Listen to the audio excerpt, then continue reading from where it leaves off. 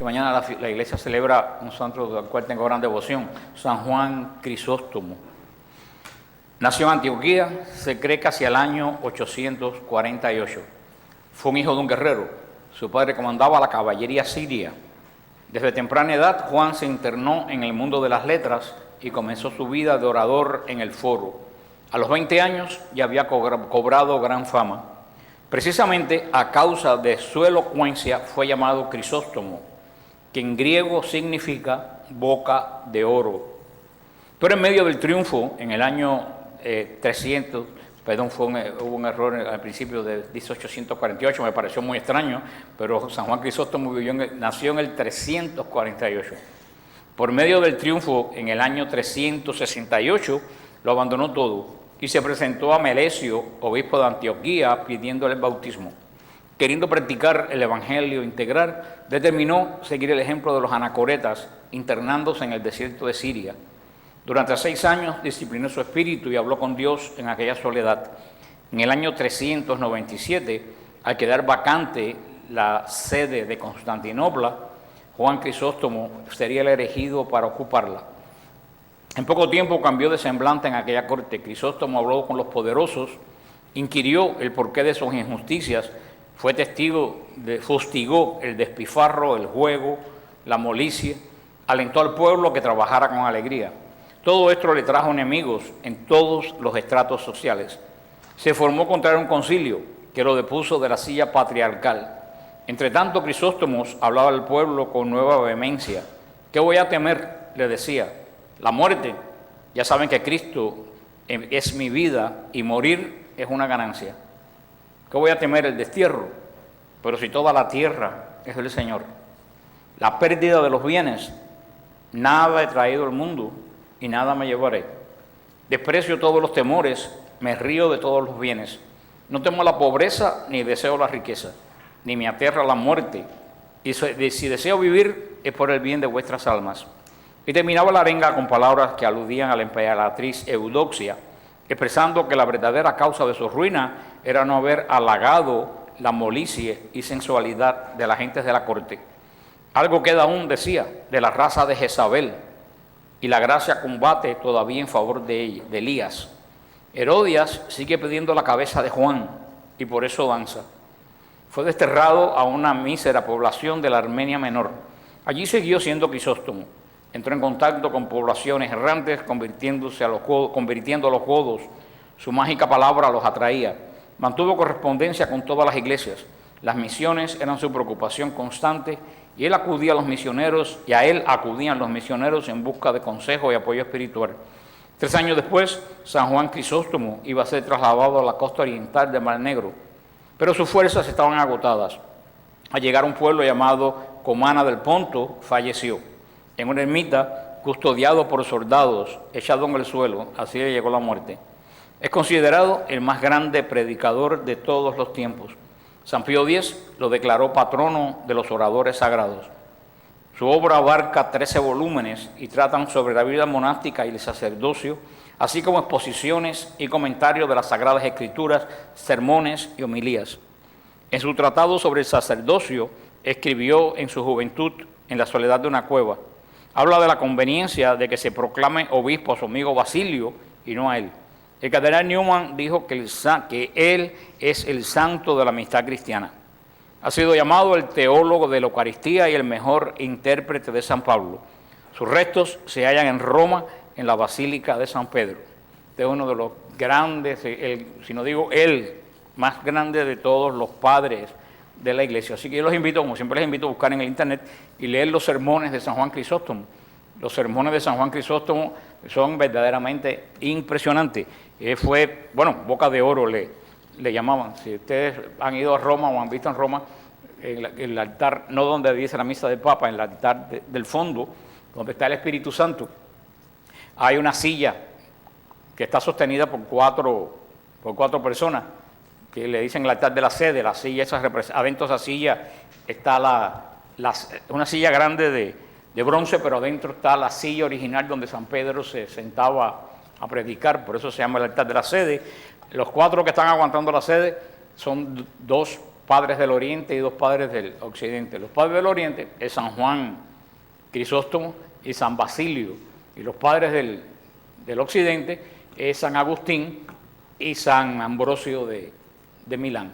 Y San Juan Crisóstomo está enterrado en la basílica. Como ven, fue arzobispo de Constantinopla, pero murió en el exilio porque no se dobló a la corte. Uno de los grandes méritos de aparte de sus escritos, que los invito a leerlos, uno de los grandes oradores de la iglesia, uno de los grandes méritos de San Juan Crisóstomo es que él fue el que escribió la liturgia que usa la iglesia ortodoxa y que usa la iglesia católica bizantina. La iglesia de San Judas Tadeo, a la que yo voy, la liturgia que hay ahí es la liturgia de San Juan Crisóstomo. Esa liturgia él escribió en el siglo IV, o sea, una liturgia de las primeras del cristianismo. Está basada en una liturgia anterior a esa primitiva, pero él fue el que estructuró la liturgia que se sigue haciendo hasta el día de hoy en la iglesia católica bizantina y en la iglesia ortodoxa. Esa liturgia no ha tenido cambio desde el siglo IV. Desde que él escribió, esa liturgia nunca ha sido cambiada. O sea, cuando ustedes van a San Judas Tadeo, ven la liturgia de San Judas Tadeo, es la que se hacía en Constantinopla en el siglo IV y V, sin ninguna variación. Una de las liturgias más hermosas del mundo. Saben que la Iglesia Católica tiene muchas liturgias, tiene 27 liturgias diferentes, aunque la más conocida es la liturgia romana, que es la que el Occidente sigue y ustedes conocen, pero hay muchísimas más liturgias de iglesias más pequeñas dentro de la Iglesia Católica, y esa liturgia de San Juan Crisóstomo es una de ellas. Un día vayan a San Judas, a la misa de 11, para que vean cómo es la liturgia de... Yo ayer en el internet puse varios fragmentos, en Facebook puse varios fragmentos de la liturgia de San Juan Crisóstomo y puse un video muy interesante del Santo Padre Juan Pablo II celebrando la liturgia de San Juan Crisóstomo en Roma.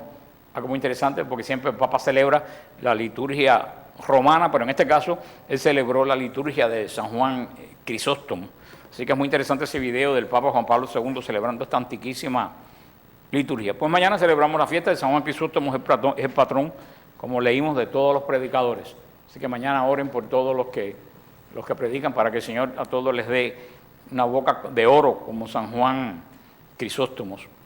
Estamos por entrar en el libro de Esdras. Nos quedamos con Israel cautivo en Babilonia, y la semana pasada hablamos los beneficios que obtuvo Judá en Babilonia, con Judá muy contrario a las tribus a las 10 tribus de Israel que no se desintegraron. Judá aprendió del exilio. Todo eso lo hablamos la semana pasada. Ahora vamos a entrar en el estudio de Esdras. Vamos a ver por qué después de 70 años que Judá, para no seguir hablando de Israel era el norte, pero ya lo que vamos a conocer por Israel de ahora en adelante es solamente ¿qué cosa? Judá. Lo que conocemos de Israel es Judá y algunos pequeños grupos de personas de otras tribus que regresaron, pero tan pequeñas que fueron absorbidas por la tribu de Judá. Pero vamos a ver por qué después de 70 años de que fue totalmente desalojado Israel de su territorio y llevado a un lugar tan lejos como Babilonia, ¿por qué regresaron? Claro, espiritualmente sabemos por qué regresaron, porque tenían la promesa de Dios, pero históricamente el reinado de Nabucodonosor en Babilonia terminó en el año 562 antes de Cristo. Fue el último gobernante caldeo. Acuérdense que ese imperio era el imperio de los caldeos. Hoy en día los caldeos que quedan son los católicos de Irak. Los católicos de Irak son los verdaderos caldeos, esos son los descendientes de los caldeos. Fueron los caldeos que se convirtieron en el cristianismo, por eso se le llaman los católicos de Irak caldeos, y por eso hablan todavía pues el idioma antiguo, el asirio. Son así como los coptos, los cristianos de Egipto son los verdaderos egipcios, no los árabes que vinieron después, pues los cristianos de Irak son los descendientes de los caldeos. A la muerte de Nabucodonosor, el imperio caldeo decayó rápidamente. ¿Cuál fue la causa de que el imperio caldeo cayó tan rápido, un imperio tan grande, que se acuerdan que dijimos la semana pasada, que tomaba desde el Éufrates hasta el norte de África? Mira tú qué clase de extensión tenía el imperio caldeo babilónico de Nabucodonosor. ¿Cómo se cayó tan rápido? Se cayó en 2 o 3 años. ¿Por qué? Por la iniquidad y el paganismo de los babilonios. Eso acabó el imperio. Tal como eso mismo acabó con el imperio de Roma. Y tal como eso está acabando con el imperio de nosotros donde vivimos hoy. Los grandes imperios han caído por esto, por la iniquidad y el paganismo. ¿Qué cosa es la iniquidad? La iniquidad no es una enfermedad que se pega. La iniquidad es todo el conjunto de todas las cosas malas. Pero ya llevado al extremo. La iniquidad no es algo malo, sino algo malo, extremadamente malo. El Imperio Romano se cayó por la iniquidad. ¿Por qué? Porque el Imperio Romano llegó a un grado de decadencia que tengo que confesarle, nosotros lo superamos. Nosotros superamos al Imperio Romano ya en estos momentos. Uno se horrorizaba antiguamente con las cosas de Calígula, pero ya hemos llegado más y hemos sobrepasado el paso de la corrupción sexual, la corrupción de inmoralidad y la corrupción religiosa de Roma. Pero 500 años antes de Roma también cayó el imperio caldeo. Y cayó precisamente por eso, por la religiosidad de Babilonia. Era una religiosidad, aparte de ser pagana, de servir al Dios vivo, estaba extremadamente mezclada con la sexualidad. Pero la sexualidad mal usada, tal como lo estamos viendo hoy en día. Hoy en día hay una nueva religión. Hay una nueva religión que se nos quiere imponer, y es la religión de la sexualidad desordenada. Yo tocar un pequeño grupo de personas que tienen un tipo diferente de sexualidad, que creo que en Estados Unidos es 2%, ahora dominan toda la nación. Y nadie puede decir absolutamente nada. No en este país, gracias a Dios, pero me enteré el caso en otro país, que hay un sacerdote que parece que el sacerdote tiene un novio y parece que no lo oculta, y el obispo no lo puede quitar, porque si el obispo lo quita por las leyes del país, va preso por ser homofóbico. Hasta el punto hemos llegado que eso es una dictadura. Eso es una verdadera dictadura. Es una sexualidad desordenada, que es la que se forma de ella una especie de religión oficial. Y eso es lo que estamos viendo. Mira, hubo una marcha en México a favor del matrimonio normal y de la vida, y fueron 1 millón de personas. Y ni Facebook, ni Univisión, ni nadie dijo una sola palabra. Ahora 4 personas gays se ponen con un tambor a tocar y salen en todos los noticieros, desafortunadamente. Miren cómo, y yo hablaba con mi familia ayer y decíamos, fíjate que todas esas cadenas, Facebook y todo eso, y eso que Facebook se reunió el otro día con el Papa, pero parece que no le hizo mucho efecto. No sé qué fue hacer el dueño de Facebook a reunirse con el Papa, pero bueno, ese es otro tema. Pero yo hablábamos el otro día con mi familia, fíjate cómo es eso, que hay una ley que diga que no se puede pasar por televisión las marchas pro vida. ¿Hay alguna ley? Y de buena primera todos los canales lo hacen. Es como si hubiera alguien detrás dando órdenes. Y no es que uno quiera ser paranoico, que ahí están cuando alguien decidió que ya no se decía más Navidad, ¿se hizo alguna ley prohibiendo las Navidades? No. Y de buena primera, de un año para otro, ningún canal volvió a adornar, ni ningún canal volvió a mencionar la Navidad. Aquí en España, en Inglaterra, tú te das cuenta que detrás de todo eso hay alguien que está moviendo esas cosas, y yo estoy seguro de quién es y que huele a azufre. Porque si tú dijeras, se han sacado leyes, tú dices, bueno, pero tú ves que pasa una cosa y todo el mundo actúa de la misma forma, como si estuvieran dando un patrón en un país y en otro país. Estoy viendo el otro día, esta pobre mujer, iba a ponerlo y después no lo puse, esta pobre mujer, no sé si fue en Afganistán o fue en los lugares que ocupa ISIS, salió a la calle con el velo musulmán, pero con la cara sin tapar, pero vestida de largo con todo. La cogieron en medio de la calle, llamaron a una pila de gente, echaron un sermón y le pegaron un tiro a la mujer que venía con la cesta de comprar. ¿Y las feministas? Las feministas desfilan con letreros que digan basta de islamofobia. O sea que las feministas apoyan a a los islamitas. Y los islamitas matan a las mujeres como si fueran perros. ¿Alguien entiende eso? ¿Por qué las feministas estas apoyan a los islámicos? Porque los islámicos están en contra del cristianismo. Y la agenda de todos ellos los une. Yo discutí el otro día con una persona, le decía, mira, tú ves que todo el mundo dice, no, que si Trump, que es esto, que si lo otro. Yo le decía a una persona, yo me apuesto el dinero que no tengo, que si Marco Rubio o Ted Cruz son los candidatos, ningún latino vota por ellos. Como si Condoleezza Rice es la candidata, ningún negro vota por ella. Porque se escudan detrás de la raza latina o negra, lo que sea, pero lo que hay detrás es una agenda liberal. Estoy seguro que por Marco Rubio ningún latino hubiera votado. O sea que eso es más allá de la persona, es una agenda que estamos... Y esto que estamos viviendo ahora, yo se lo expliqué cuando el Imperio Romano y ahora vemos el Imperio Babilónico, todos los imperios caen por eso mismo, por la inmoralidad, que es la iniquidad, y por el paganismo. ¿Cómo estamos hoy?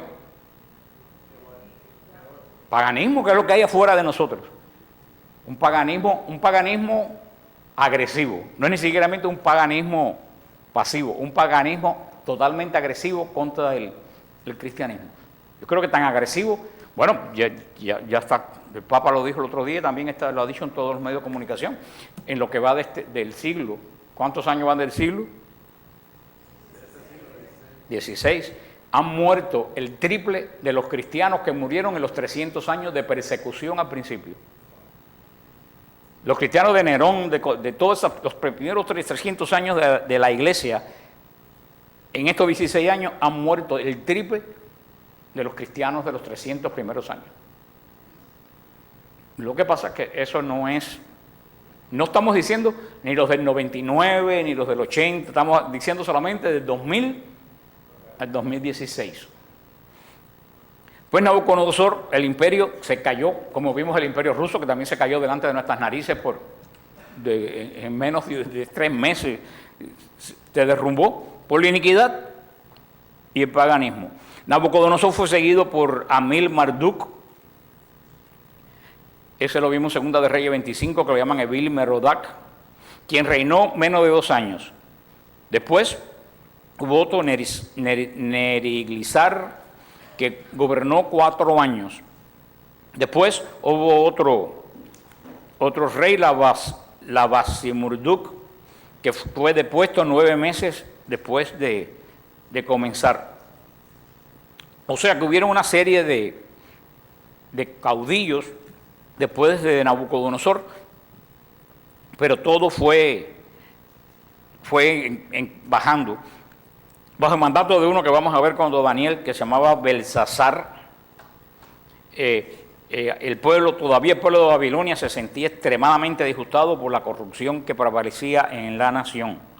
En tanto que estaba Nabucodonosor de pie y firme, ningún enemigo se atrevió a atacar. En cuanto el imperio babilónico empezó a debilitarse, toda la gente que lo apoyó se le lanzó encima. Y por eso, al este del Golfo Pérsico, 2 naciones estaban creciendo a la vez que bajaba Babilonia. ¿Cuáles eran? Los medos y los persas. Los medos y los persas eran las naciones que estaban creciendo según Babilonia se desintegraba y se unieron bajo la dirección de un gran gobernante que va a aparecer ahora en todos los libros que vamos a leer, que es Ciro, el rey Ciro, el gran rey Ciro. O sea, estamos viendo que toda la palabra de Dios está insertada dentro de la historia. La palabra de Dios de nosotros no es un invento de que no se puede comprobar. Todo lo que hemos visto sucede y está en los libros de historia. Ciro, que fue llamado Ciro el Grande. Y esta alianza de los medios y los persas se volvieron contra Babilonia. Y Ciro es que va a influir en toda la historia de la casa de Israel. Cuando Ciro el Grande surge en la historia en el año 559 a.C., como gobernador de la pequeña provincia de Asán, un distrito mucho más al norte de Babilonia, al sur de Media, por los montes Sagros.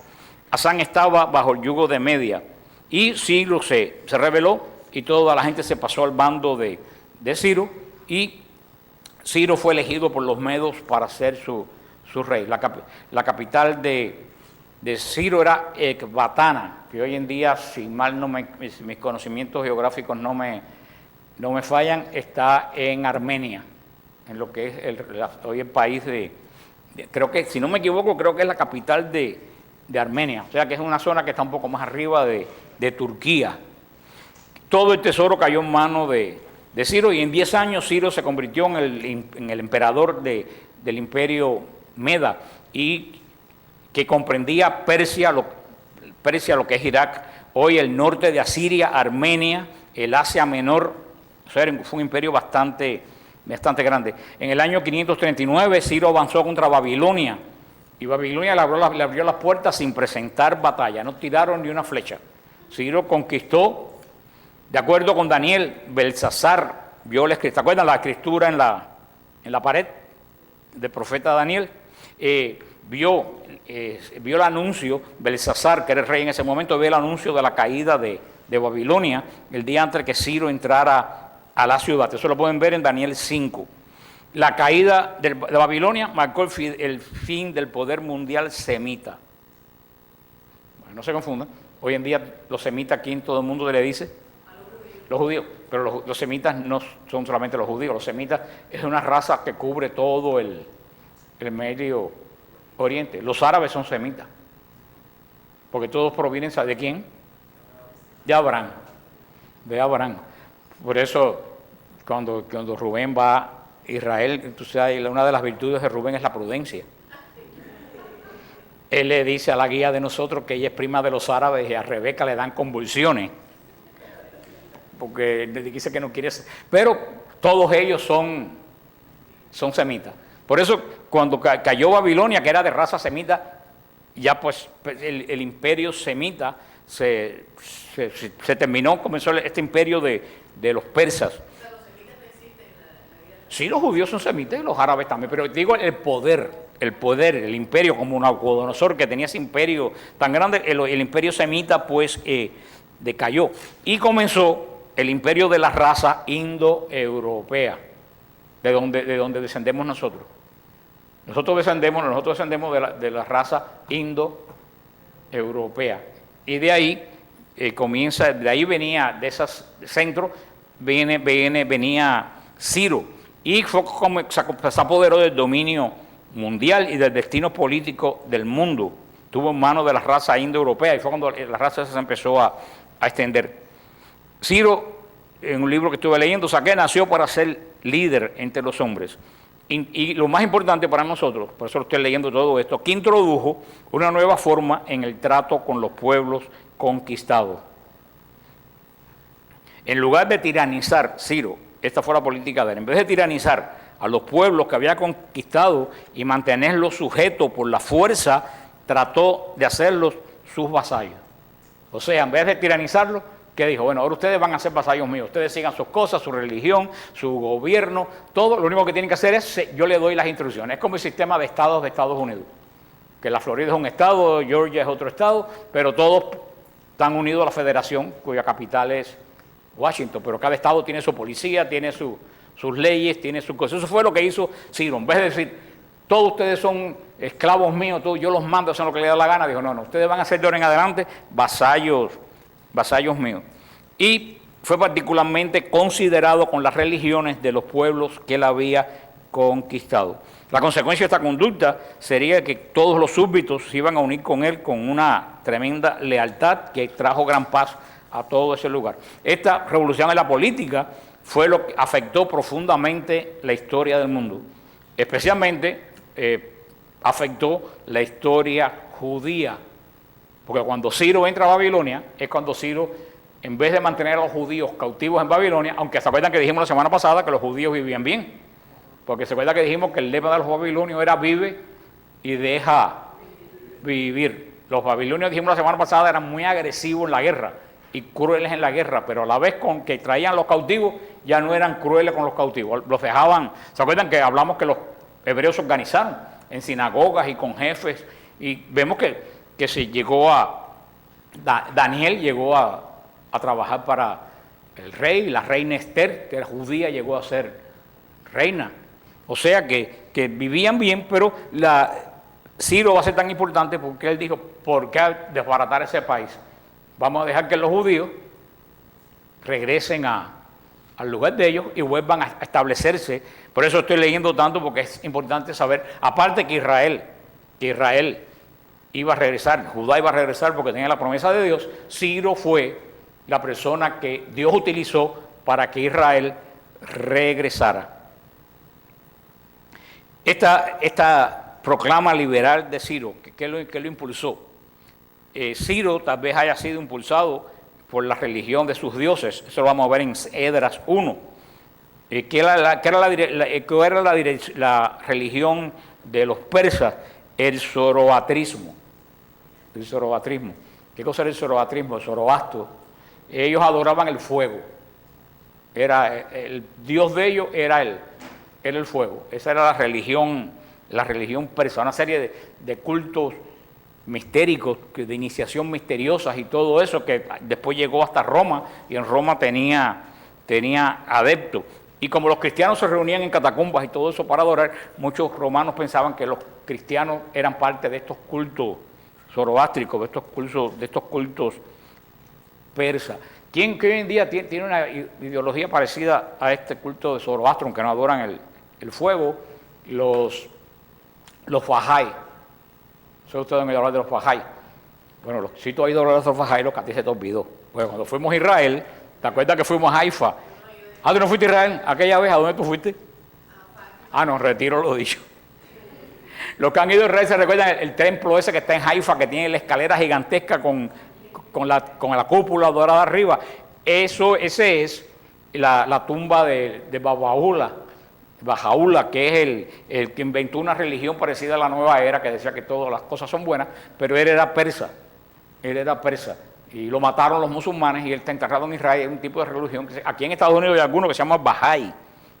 Son un poco misteriosos ellos, pero ellos tienen un poco el espíritu ese del zoroastrismo, que no tienen al sol como Dios. En el primer año de reinado de Ciro, que era el 70, de que el pueblo fue sacado de la tierra de Israel y llevado a Babilonia, Dios tuvo misericordia y fíjate que todo tiene que ver, ¿en qué año?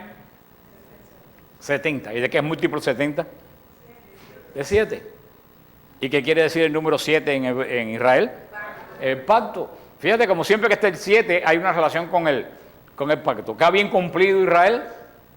El pacto. Por eso, en el año 70 fue regresado, fue dado el edicto. Esto Dios se lo concedió e inspiró a Ciro, y escribió una carta a toda Asia que decía: así dice Ciro el rey, puesto que Dios Todopoderoso me ha hecho rey de la tierra habitable, creo que Él es aquel Dios a quien adora la nación de los israelitas, pues en verdad anunció mi nombre mediante los profetas, y que yo le edificaría una casa en Jerusalén, en el país de Judea. Cuando los profetas anunciaron a Ciro, Isaías 45, lo ven ustedes después.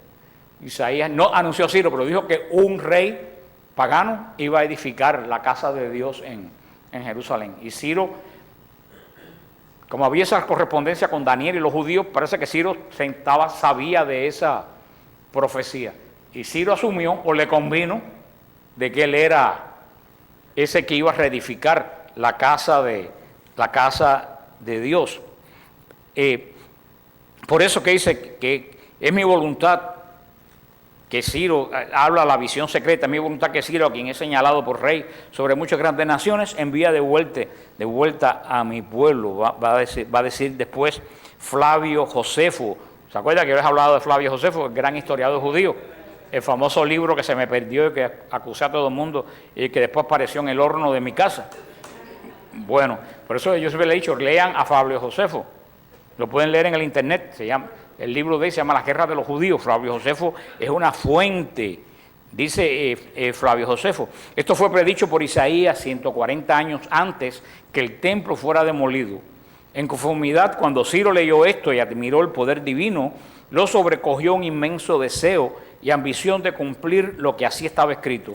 De manera que convocó a los más eminentes judíos que estaban en Babilonia y les dijo que le daba permiso de volver a su propia tierra y reedificar la ciudad de Jerusalén y el templo de Dios, para lo cual les ofreció su ayuda, y que escribiría a los mandatarios y gobernadores que estaban en las proximidades del país de ellos, Judea, para que contribuyeran con oro y plata para la edificación del templo, y además que diera animales para los sacrificios. Entonces, está escrito Flavio Josefo en su libro Antigüedades de los Judíos. Como les dije, esta profecía de Flavio Josefo está mencionada implícitamente en Esdras 1:2 y se encuentra en el último capítulo de Isaías 44 y en el primer capítulo de Isaías 45. Sigue diciendo Flavio Josefo: es muy probable que cuando Ciro tomó Babilonia encontrara allá a Daniel, el cual por largo tiempo había sido reconocido como uno de los más sabios ministros de Estado en todo el Oriente. Y es casi seguro que haya sido él quien le señalara la profecía de Isaías y le diera toda la información acerca de la cautividad. ¿Cómo reaccionaron los judíos a este edicto de Ciro? Un escritor contemporáneo hizo notar que no muchos de los exiliados demostraron estar ansiosos de volver a Palestina. Medio siglo en Babilonia había llevado a la mayoría a adoptar las costumbres y la cultura de la tierra de su forzada adopción. La mayoría se había sujetado a la nueva tierra por lazos matrimoniales y de amistad y por fuertes conexiones comerciales, tal como le pasa a todos los exiliados aquí en Miami, sobre todo los cubanos, que son los que han venido en exilio forzado, ¿no? Y los nicaragüenses hace años atrás, vienen huyendo pensando que van a regresar enseguida, y cuando pasan los años, ¿qué hacen? Se casan, tienen negocio, tienen la vida, tienen amistad, y cuando llega la hora de virar ya están mayores, ya dicen, ¿para qué voy a regresar si tengo mi vida aquí? O sea, que nosotros más que nada en Miami podemos entender perfectamente lo que le pasó al pueblo de Israel. Además, otra cosa también nos pasa en Miami. Había crecido en Babilonia una generación que no conocía absolutamente nada de Israel ni le importaba. Fíjate que, como yo le digo, cambia la tecnología, pero el mundo sigue siendo exactamente igual. La fuerza de un vínculo poderoso era necesario para hacerlos retornar. O sea, que para ellos retornar tenía que haber un vínculo bien fuerte que los jalara. De ahí que la mayor dificultad era cómo despertar el entusiasmo para organizar que un grupo decidiera dejar toda la comodidad y la riqueza que tenían en Babilonia para ir a una tierra donde lo único que había en esa tierra eran piedras. Porque los ejemplos de Jerusalén, sabemos que en Jerusalén lo único que hay es piedra. No hay absolutamente nada más que piedra. Así que, imagínense, una Babilonia llena de agua, de canales, de jardines, de bienestar, de decir, vamos a dejar todo esto, hacer un camino larguísimo para llegar a un lugar donde nada más que lo que hay, piedra. Ni casa, ni templo, ahí no quedaba absolutamente nada. Por eso, y esto es más importante, es el segundo libro que vamos a estudiar, el primer grupo de exiliados llegó a Judea en el año 536. Acuérdense que los años antes de Cristo van bajando. En vez de ir subiendo como ahora, de 2001 a 2002, antes de Cristo va el 562, el 563, el 562, el 561. El primer grupo salió con el famoso Zorobabel, miembro de la línea de la familia de David, es uno de los pocos de la familia. Lo pueden ver en Primera de Crónicas 3:19. Zorobabel va a ser fundamental y va a ser, y ustedes, muy conocido para nosotros, porque ustedes saben una frase de él que nadie sabe que es de él. Cuando cantamos, no es con espada ni con ejército, esa frase de Zorobabel. Dice, no vamos a conquistar Jerusalén, no es con espada ni con ejército, sino con el Espíritu de Dios. Esa frase que se ha hecho tan famosa es de Zorobabel. Y lo importante, Zorobabel era de la línea real de David. Y con Zorobabel, que era de la línea real de David, vino Josué. No es Josué que salió de Egipto, porque si no Josué tuviera 900 años. Sino un sacerdote levita del linaje de Sadoc, uno de los sumos sacerdotes. Sadoc fue el sumo sacerdote en el tiempo que Salomón dedicó el templo de Jerusalén. O sea que vinieron dos personas clave, Zorobabel de la casa real de David y Josué, descendiente del sumo sacerdote Sadoc, que fue el que consagró el templo de Salomón. Y eso es importante porque la línea sacerdotal se tenía que mantener a través de la familia de ¿quién? De Aarón. Este primer retorno tuvo todas las características de una cruzada religiosa. El grupo estaba integrado por 40 o 50 mil personas. Fue un grupo, imagínense que ese grupo salió de Babilonia cargando todas sus cosas, miren en el mapa, para atravesar desde Irak. Desde Babilonia estaba muy cerca de Bagdad, muy cerca, 2 o 3 kilómetros de Bagdad. O sea que vinieron caminando desde Bagdad hasta la orilla del Mediterráneo, hasta lo que era la tierra de Israel. Y fue un grupo bastante grande, pero si tienes en cuenta que la nación tenía 1 millón de habitantes, 45.000 es muy poco. O sea que la mayoría, inclusive los judíos, la mayoría de los, no vamos a hablar de los israelitas, la mayoría de los judíos mismos no regresaron. Por eso que en Babilonia había una comunidad judía muy fuerte. ¿Se acuerdan que San Pedro dice, la comunidad de Babilonia les manda saludos en la carta? Porque en Babilonia, también aquí comienza otra cosa que van a hoy mencionar a partir de este momento, que no existía de los judíos, que se llama la diáspora. ¿Qué cosa quiere decir diáspora en griego? Quiere decir dispersión. Cuando un pueblo se dispersa. Como en este momento esta gente se quedaron en Babilonia, pues ya había una dispersión, hay una diáspora. ¿Quiénes son los judíos de la diáspora? Los judíos de Babilonia. Después, ¿quiénes van a ser los judíos de la diáspora? Los judíos de Alejandría. Había casi 1 millón de judíos en Alejandría. Y después de la destrucción de Jerusalén, la diáspora judía va a ser toda Europa. Después, en el año 70 de nuestra era.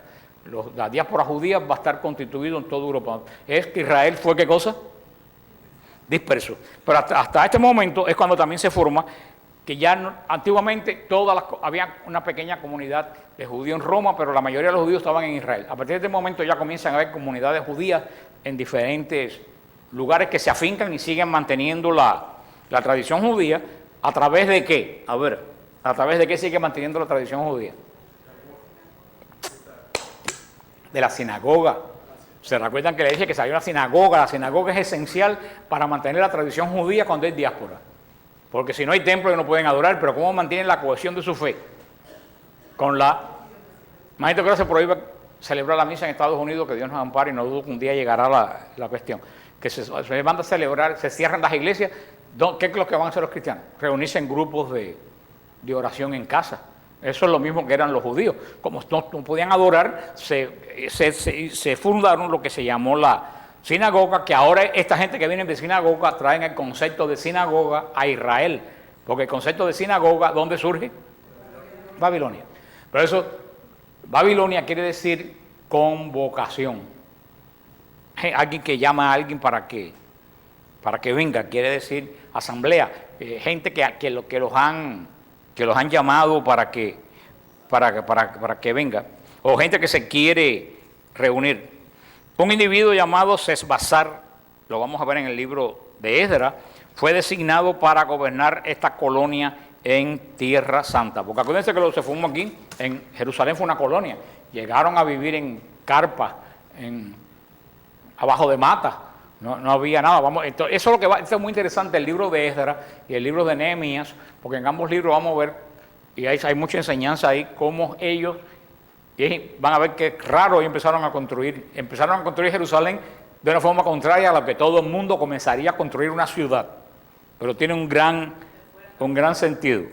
Cuando los judíos volvieron a Israel, hay un problema. Cuando los judíos llegan a Jerusalén, y ahora van a conocer a esta gente. ¿Qué pasa cuando los judíos llegan a Jerusalén? Se encuentran a los samaritanos. Ahí es el gran problema. ¿Quién eran los samaritanos? Los samaritanos eran un pueblo cuyo nombre fue tomado de la ciudad llamada ¿qué? Samaria. ¿Y Samaria qué cosa era? La capital del reino del norte. ¿Se acuerdan? Donde estaba el templo a Yahvé con los becerros y todo eso, que cuando cayó ante Asiria en el 721, 200 y pico de años antes, solamente unos pocos israelitas de los reinos del norte, unos pocos, pero bien pocos, y pertenecientes a las clases más pobres se quedaron en Samaria. Porque acuérdense que todos los artesanos, toda esa gente se lo llevaron para Siria. Acuérdense que hay dos exilios, el exilio asírico de Asiria y el exilio babilónico. Del norte se lo llevaron para Siria y el del sur, Judá, fue a Babilonia. Lo que pasó en Asiria lo que pasó en Samaria fue parecido a Judá. Se llevaron a toda la gente y los que quedaron fueron la gente pobre, la gente que no tenía ningún tipo de cultura. Y como es una religión fronteriza, como Samaria se volvió la frontera del imperio asirio con Egipto, los asirios dejaron cantidad de tropas en Samaria para que custodiaran la frontera. ¿Y qué pasó? Los hombres asirios se casaron con las israelitas, y mezclaron las ideas paganas de Asiria con las ideas de Dios de Israel, que ya estaban en Israel del Norte bastante paganizadas, por lo que estudiamos con Jezabel y con toda esta gente. ¿Qué fue lo que pasó? Que los judíos cuando llegaron consideraron que esta gente no eran judíos. Y tenían razón, porque uno de los primeros mandamientos es que las mujeres judías no se podían casar con hombres extranjeros, ninguno se podían casar con extranjeros. Esta gente se casaron, aparte la fe de ellos ya estaba corrompida y se corrompió más con los cultos. Entonces cuando los judíos llegaron, se encontraron que la tierra más o menos estaba ocupada y que esa gente se consideraban judíos, pero no eran judíos. Los judíos que retornaron de Babilonia eran gente piadosa. Los judíos, como les dije, fue como una cruzada religiosa. Los judíos llegaron no como vamos a probar la tierra, venían llenos del temor de Dios y llenos de fuego. Queremos restablecer el reino de Israel. Y entonces podemos decir un cierto fanatismo, ¿no? Porque venían con una intención fuerte. Cuando llegaron, vieron a los samaritanos y que dijeron, no, ustedes váyanse de aquí, ustedes no tienen nada que ver con nosotros. Y de ahí comienza el conflicto entre samaritanos y judíos, que ustedes vieron que en el época de Cristo, un samaritano no se hablaba con un judío. ¿Se acuerdan que el samaritano, los sacerdotes y esos que venían, el samaritano Jesús puso como ejemplo que cuidó al otro, que el hombre que estaba muerto en la parábola del samaritano, que Jesús lo pone precisamente porque los samaritanos eran profundamente odiados por los judíos. Hasta el día de hoy existe una comunidad, ya yo se lo dije el otro día, pero está bueno refrescarlo, existe una comunidad de 800 y tantos samaritanos en la ciudad donde está el pozo de Jacob, que íbamos a ir el año pasado. ¿Se acuerdan? Y que no pudimos ir porque la cosa estaba media que alborotada en Nablus, territorio palestino, donde está Nablus. Ahí está el pozo de Jacob, todavía existe y tiene agua. Está en una iglesia. Y ahí está una comunidad de 800 y tantos samaritanos que son descendientes de aquella gente. Pero yo les dije que los samaritanos tienen un gran problema hoy. ¿Se recuerdan cuál es? Que como ellos no se casan con los judíos, ellos llevan 2000 años o más, o 2500 años casándose entre ellos. Y hay una cantidad de taras en las nuevas generaciones tremendas, de gente loca, de gente deforme. Y el sumo sacerdote de los samaritanos, hace 2 años, emitió una ley permitiéndole a los samaritanos casarse con judíos. Ahora falta que los judíos se quieran casar con los samaritanos. Pero permitió, ¿para qué? Para que entrara nueva genética, porque si no la comunidad samaritana se va a extinguir.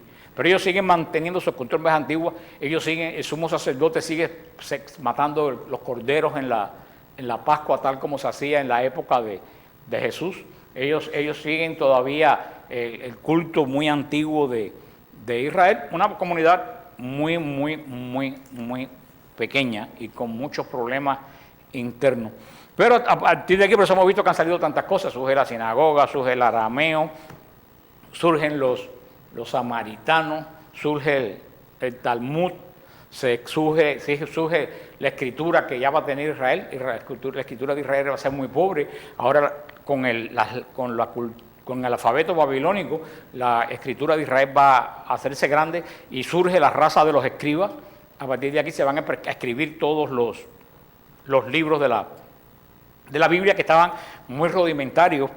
Ya se van los escribas, van a empezar a escribir todas las sagradas escrituras, así como un cambio muy grande en el Israel que regresa.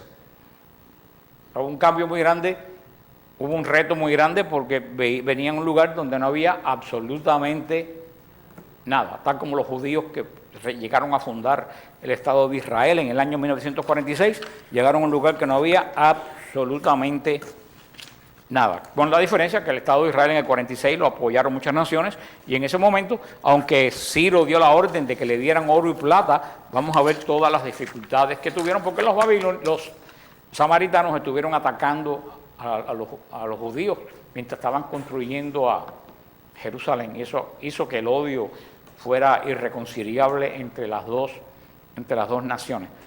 Ya la semana que viene, si vamos a arrancar ya con, esto fue una introducción histórica para que vean en qué ambiente se mueve el pueblo de Dios, y a la semana que viene si vamos a arrancar con el primer libro de Esdras. No es un libro grande, el libro de Nehemías tampoco es grande, pero es un libro muy, muy hermoso. Durante todo el exilio babilónico, ¿quién es el profeta del exilio babilónico? El profeta del exilio babilónico es Ezequiel. Ezequiel vivió en el exilio babilónico. ¿Cuál es el nombre de la antigua capital de Israel, que hoy en día es una ciudad muy moderna? Tel Aviv, porque ahora la capital es Jerusalén. Bueno, ese nombre de Tel Aviv lo puso Ezequiel. Es una colina. Ezequiel cuando salía del exilio vio esa colina que le llamó Tel Aviv cuando los judíos se iban, y por eso a la capital nueva le pusieron Tel Aviv, porque fue la visión que tuvo Ezequiel de la nueva ciudad que se construía en Israel. Pero el profeta del exilio babilónico fue Ezequiel. Los demás profetas que conocemos vivieron durante los reinados de toda esta gente, de los reyes de Judá y los reyes de Israel que nosotros hemos escuchado hasta ahora. Así que, porque no se crean que todo el tiempo hubo profetas en Israel. Todo el mundo piensa que en Israel todos los años había un profeta. Los profetas tuvieron una etapa. Y después ya hubo mucho tiempo que el Señor no habló. Así que ya por la semana que viene comenzaremos con el libro de Esdras. Así que ya tenemos cerrado el viaje a Francia. De todas formas, si alguien aparece a última hora que quiere ir, todavía se puede investigar algo, pero no podemos garantizarlo. Por eso ya solamente estamos anunciando el retiro, que están los flyers a la tarde, el retiro del 16, 17 y 18 de diciembre. Como yo le dije, no esperen última hora porque se están apuntando, como la vez anterior, mucha gente de fuera. Y cuando muchos de ustedes vayan a querer apuntarse, y según la ley que yo le he puesto a Mildred, no ticket, no laundry. Si no pagan, no están inscritos. ¿Por qué? Porque antiguamente nosotros, yo voy, sí, yo voy, apúntalo, Mildred. Y después 2 días antes, ay, qué pena, la perra me parió, no puedo ir. ¿Y tú sabes quién tenía que pagar eso? Nosotros. Porque hay que hacer un contrato con el monasterio y esos monjes no perdonan una. Entonces, como un año hubo que pagar cantidad, pero gente del grupo, gente de confianza, que el último hora canceló, ahora solamente quedan inscritos, por lo menos el que da el depósito. El total final del retiro es que cumplir el 21 de noviembre, que es cuando lo mandamos al monasterio ya, pero para estar inscrito hay que dar el depósito, si no, nosotros no vamos a seguir pagando por la gente, así que ya ustedes saben cuál es el origen de que hay que pagar un depósito, no es por costumbre, que ya nos ha costado dinero de nosotros, no de ustedes, de nosotros, para no quedar mal con los monjes. Y ya están los flyers de Israel, Mitre, todavía. Ya están los viajes del viaje de Israel. Nos vamos para Israel en marzo, finales de marzo. Mitre tiene los flyers. Este viaje vamos a ir a Jordania. Hay un opcional a Jordania 3 días para ir a Petra.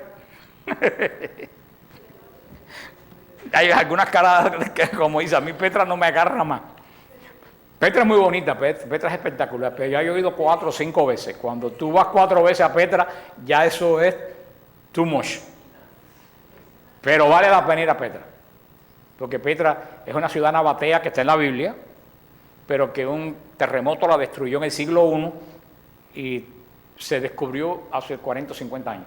Nunca, por 2000 años, permaneció escondida. ¿Por qué? Porque ¿Por qué Petra quedó escondida? Porque para la entrada a Petra es un corredor de 4 kilómetros. 4 kilómetros de largo, la mitad de este edificio. Es un corredor de unas paredes gigantescas y en el medio es como una grieta de la mitad de este edificio de 4 kilómetros de largo. Claro, cuando ahí cayeron los escombros, ya nunca nadie sabía qué es lo que había detrás. Y es muy interesante porque tú caminas ese corredor, puedes ir también en unos carros que no se los recomiendo a nadie porque dejan los riñones regados por el camino. Yo veo a la gente dando gritos agarrada a aquellos carros y es una cosa horrenda.